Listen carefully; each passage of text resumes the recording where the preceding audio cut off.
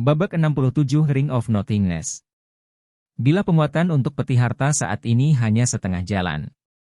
Mendengar suara gemuruh semakin dekat, Si Feng menjadi sangat cemas.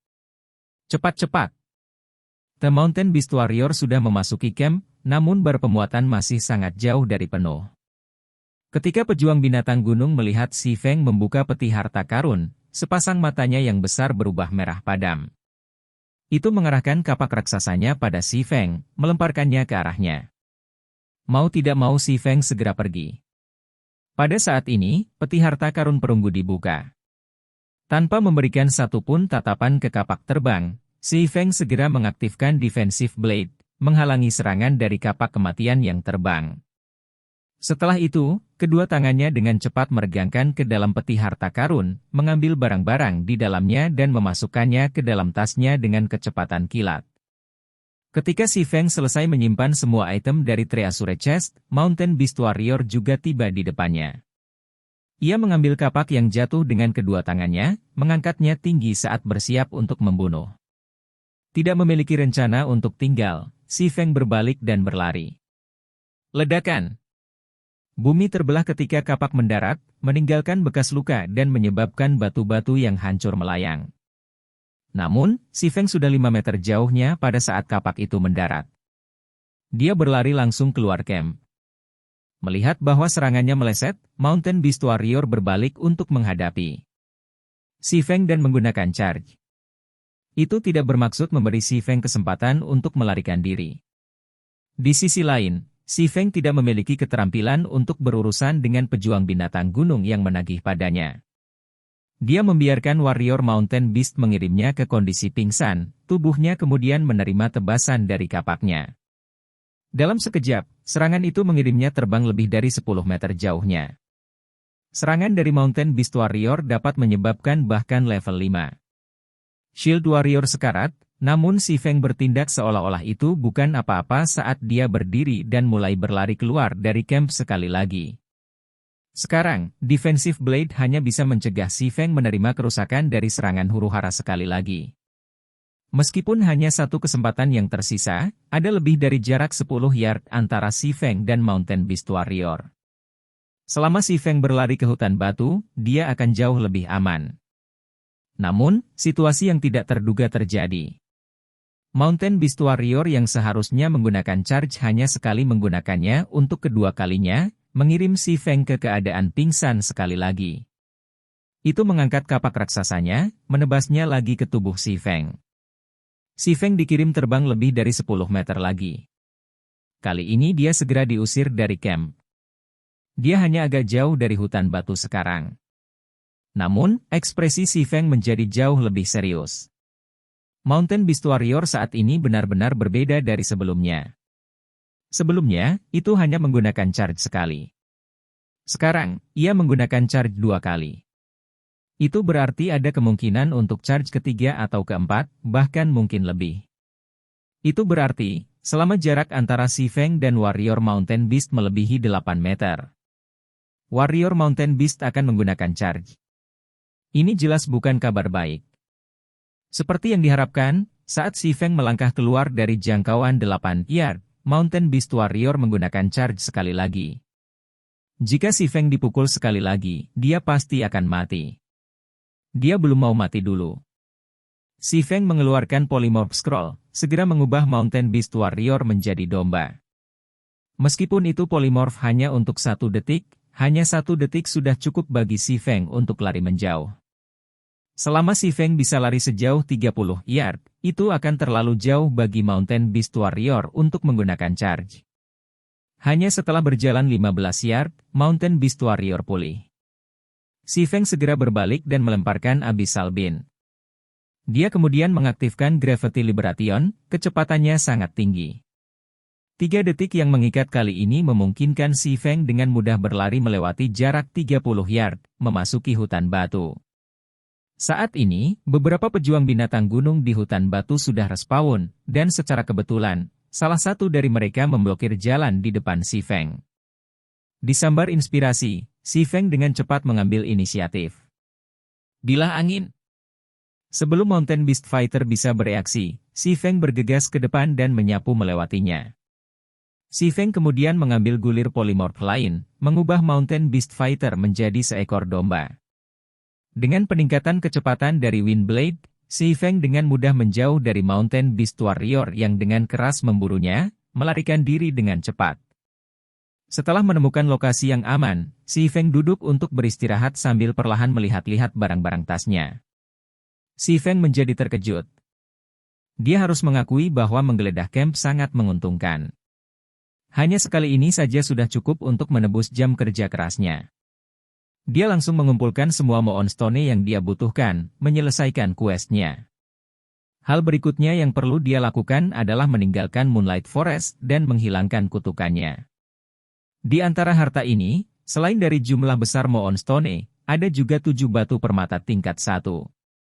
3 potong peralatan perunggu, dan 1 cincin besi misterius besi berwarna tunggal. Di antara 3 potong peralatan perunggu, ada Arguard Silver Moon.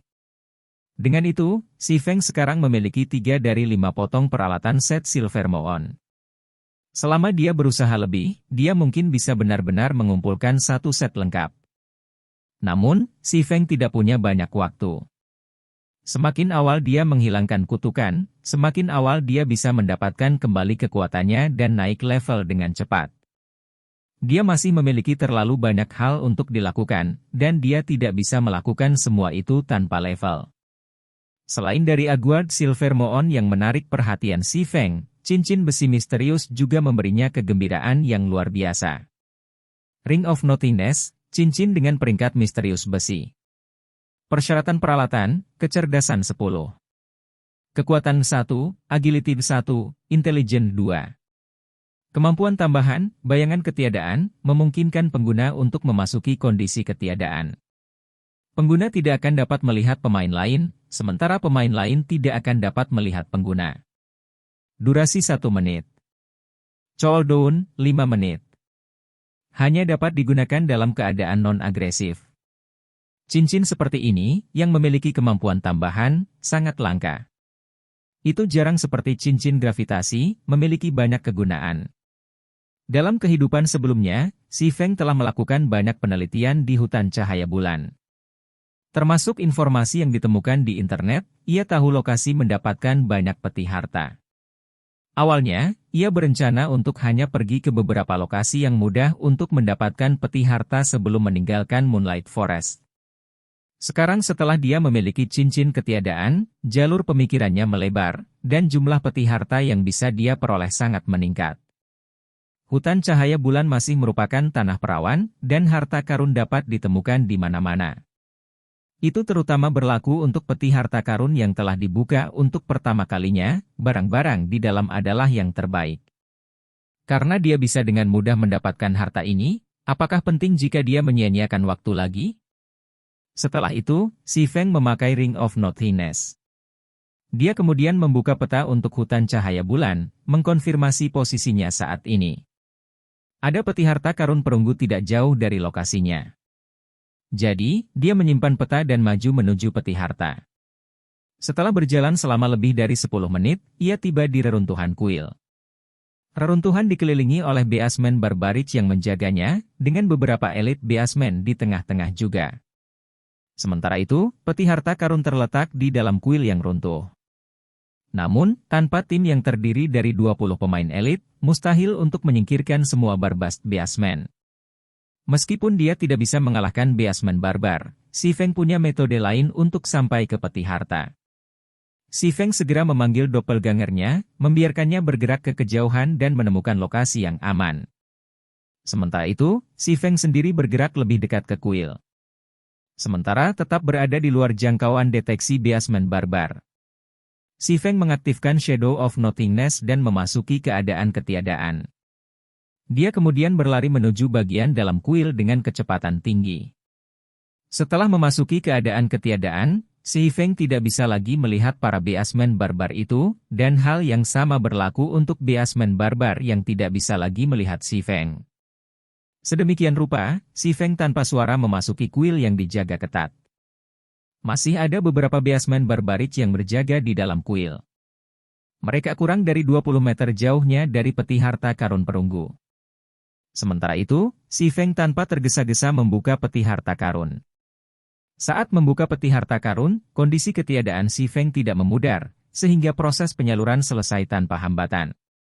Namun, saat peti harta karun dibuka, tepat setelah tangan Si Feng meregangkannya, keadaan kehampaannya lenyap. Dalam sekejap, 5 beasmen barbar di dalam kuil memperhatikan Si Feng. Tiba-tiba memasuki amarah, mereka melambaikan palu batu saat mereka bergegas ke arahnya. Si Feng mengaktifkan defensive blade tanpa terburu-buru, menyimpan barang-barang di peti harta karun di tasnya. Sebelum beasmen Barbarich bisa memutuskan 3 lapisan perlindungan, Si Feng telah mengambil semua item dari Treasure Chest. Dia kemudian bertukar tempat dengan doppelgangernya, tubuh aslinya tiba di lokasi yang sangat aman. Si Feng dengan santai meninggalkan reruntuhan, menuju ke lokasi peti harta berikutnya. Hutan cahaya bulan sangat besar. Dengan ketekunan yang teguh, Si Feng menghabiskan lebih dari 10 jam sebelum akhirnya membersihkan seluruh hutan cahaya bulan. Dia memanen total 3 peti harta karun besi misterius, 22 peti harta karun perunggu, dan 56 peti harta karun umum. Panennya sangat menyegarkan. Seluruh tasnya tersumbat penuh, dan dia bahkan terpaksa membuang beberapa peralatan biasa yang memiliki atribut buruk. Ketika dia mengatur semua barang-barang ini, suara bip datang dari sistem. Si Feng melihat pemberitahuan itu, melihat bahwa itu adalah alarm yang dia atur sebelumnya.